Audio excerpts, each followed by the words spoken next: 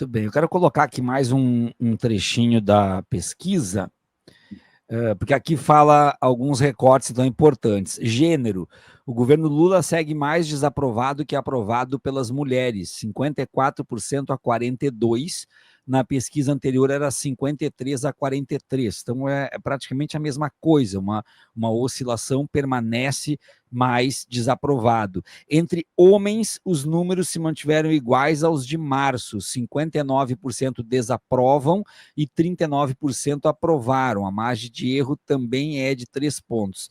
E pegar mais um aqui, raça e cor, só um pouquinho, que deu uma corrida aqui. Aqui. A desaprovação manteve alta entre os entrevistados que se autodeclararam pardos, 56% frente a 52% em março.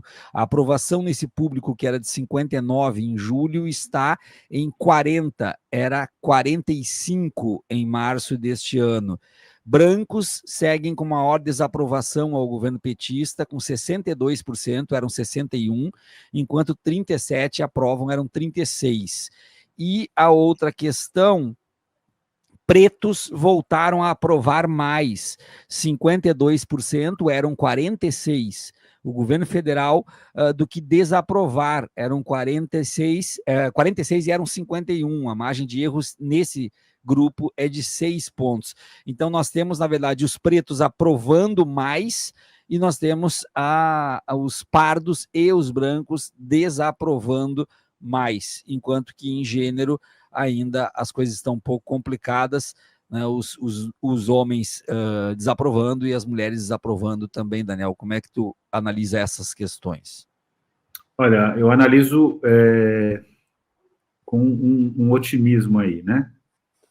O que está acontecendo? O Nordeste e pretos indicam que, na prática, o Lula vai recuperando lentamente o apoio do seu eleitorado tradicional, que é a sua base mais sólida, né? Uhum. Perde ali no ensino fundamental, mas a gente tem que observar, nesse caso, sempre o movimento, né? E é um movimento relevante. Preocupa muito a posição das mulheres, né? As mulheres, em geral, têm sido um eleitorado fiel contra o bolsonarismo. Não vou aqui fazer um exagero analítico e dizer que é em favor do lulismo, não se trata disso, mas elas são uma força de contenção do bolsonarismo e elas não estão declarando esse apoio ao Lula. E esse ponto também é relevante, Viaro. Eu me recordo de uma eleição em São Paulo em que o governador Mário Covas ele tinha uma desaprovação muito grande, mas contra o Maluf ele ganhou no segundo turno. Por que eu estou dizendo isso? O Lula pode até ter essa desaprovação. Vamos supor que a pesquisa da Quest seja, de fato, muito consistente e dê conta de um cenário real, concreto. Estou falando em suposição porque é muito cedo para você cravar qualquer coisa a partir de pesquisa, né? Mas vamos supor que se isso seja verdade. O problema é que você não está checando o Lula contra o adversário dele na decisão do voto.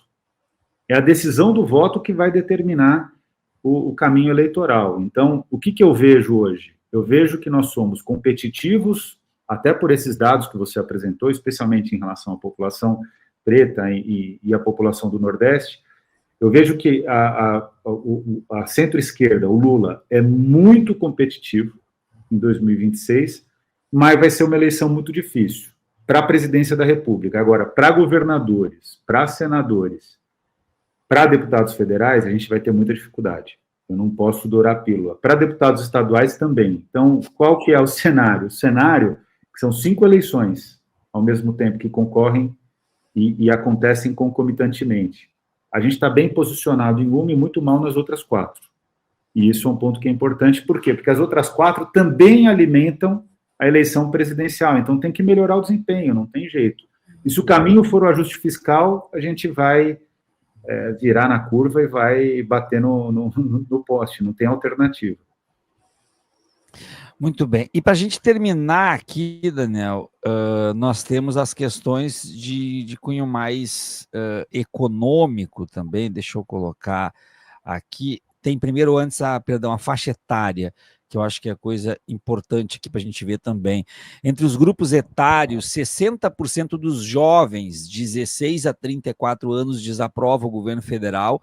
É uma oscilação positiva dentro da margem de erros, de 4 pontos em relação à pesquisa divulgada em março, que era 64% dos jovens desaprovavam, agora é 60%.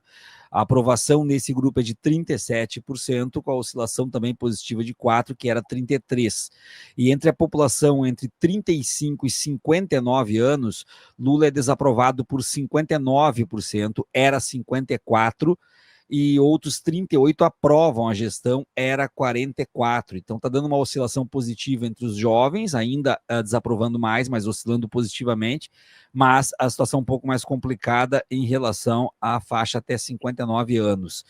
E a escolaridade, que eu queria também trazer para ti, isso aqui, a pesquisa Quest indica que pela primeira vez desde o início do mandato, há empate técnico entre a aprovação e a desaprovação ao governo Lula, entre quem tem até o ensino fundamental completo. 50% aprovam, eram 53%, e 47% desaprovam, eram 45%. Para os entrevistados com ensino médio completo, a desaprovação se manteve em 61%, enquanto a aprovação oscilou 1 ponto para cima, de 37 eram 36%. A margem também é de 3 pontos. E já os entrevistados com ensino superior completo, 64% desaprovam o governo Lula e 33% aprovam. A margem de erro é de 5 pontos para mais ou para menos. Essa questão da escolaridade, ela também não pode ser analisada desconectada das outras questões, né?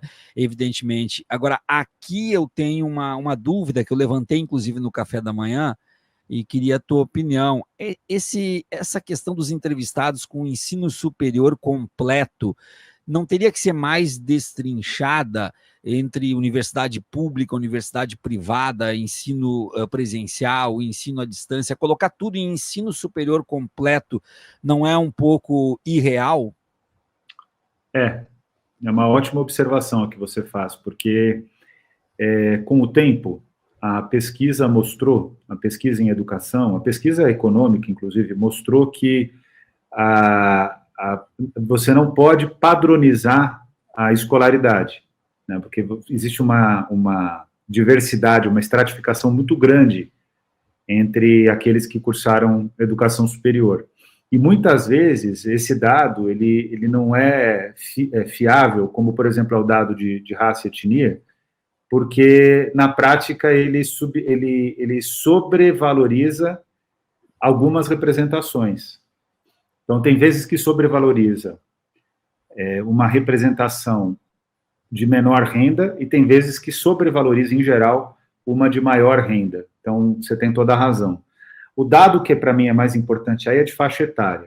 O que tem acontecido? O Brasil é um dos países que mais envelhecem no mundo. Nossa taxa de envelhecimento é muito grande, porque a nossa população envelhece e nós não temos reposição de bebês, né, na medida do necessário para manter um movimento de bônus demográfico, ou seja, ter mais jovens do que adultos idosos. A gente já não está nessa realidade há alguns anos. Então, qual que é o drama dessa questão? O drama dessa questão é que, eleitoralmente, a cada eleição que passa, os mais velhos são mais representativos. Em geral, as pessoas mais velhas são mais conservadoras. Então, o cenário para centro-esquerda e para a esquerda é um cenário muito difícil, Viário. E a gente tem um grande trunfo, que é um trunfo que precisa alimentar a coerência, que se chama Luiz Inácio Lula da Silva.